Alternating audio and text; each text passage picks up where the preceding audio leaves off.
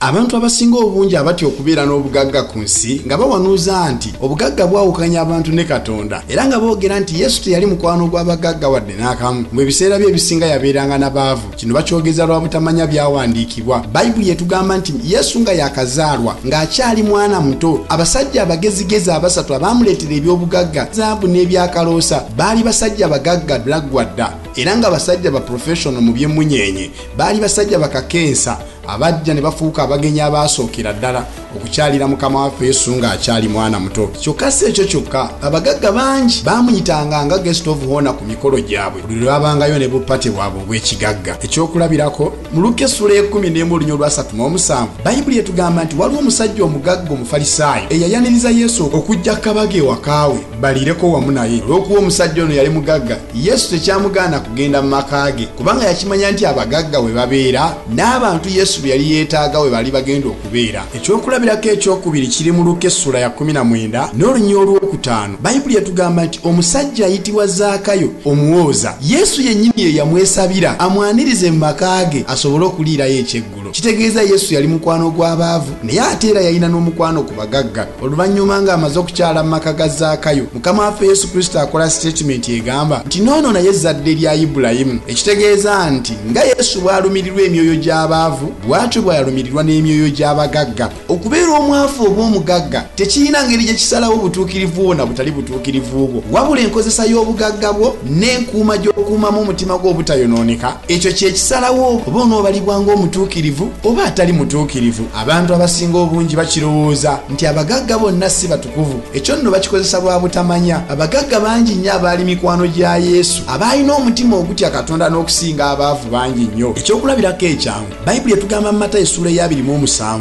n'olunyolo lwa 57 paka ku lw'enkaaga nti waaliwo omusajja mukwano gwa Yesu yali ayitibwa Yusufu owa Alimasiya. Omusajja ono yali mugagga nnyo naye nga mugoberezi wa Mukama waffe Yesu Kristo era nga mulindirizi wa bwakabaka bwa Katonda. Newankubadde yali musajja mugagga, obugagga bwe tebaamuziyiza kunoonya bwakabaka bwa Katonda, kyokka ate era obugagga bwe bwennyini bwe bwamuwa obuvumu okusobola okutuukirira Piraato okusabayo omulambo gwa Mukama waffe Yesu Kristo guziika. Mukwano gya Yesu bonna abaavu era abalina omutima ogulumirirwa Yesu, ekyo baali tebalina ngeri gye basobola kikola kubanga baali tebalina status ebakkirizisa kusemberera Piraato. Naye omugagga eyali omugoberezi wa Mukama waffe Yesu Kristo ng'ate alina ne ssente yasobola okuziika Mukama waffe Yesu Kristo mu ntaana ey'ekitiibwa. Obugagga n'obwavu si bwe busalawo obutuukirivu bw'omuntu n'obutali butuukirivu bwe, wabula embala y'omutima gw'omuntu oyo. Mwavu asobola okuba n'omutima omubi ate era nga n'omugagga bw'ayinza okuba n'omutima omubi. Ennwanirira gy'olwanirira omutima gwo yeesalawo enkolaganayo ne Katonda, so si ebintu ebingi by'oyina oba by'otalina. Bampita tumusiime Joseph Prosper ayogera ebigambo ebikuyamba okwekkiririzaamu n'okutegeera obusobozi bwo olyoke ogasa omulembe gwo. Zuula obusobozi bwo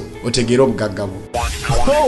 Oyo yabadde omuweerezaawo tumusiime Joseph Prosper. Owazuula obusobozi bwo otegeera obugagga bwo. Kansuubira oyize n'enja tutyo tegeeza n'omulala tasubwa. Mugoberere ku Facebook ne YouTube channel mumanyaga Zuula obusobozi bwo, oba yogerako naye ku WhatsApp namba 0757 21 766 81. Zuula obusobozi bwo otegeera obugagga bwo. Sengamba wali abakabeyo wadde banna bakutukiriza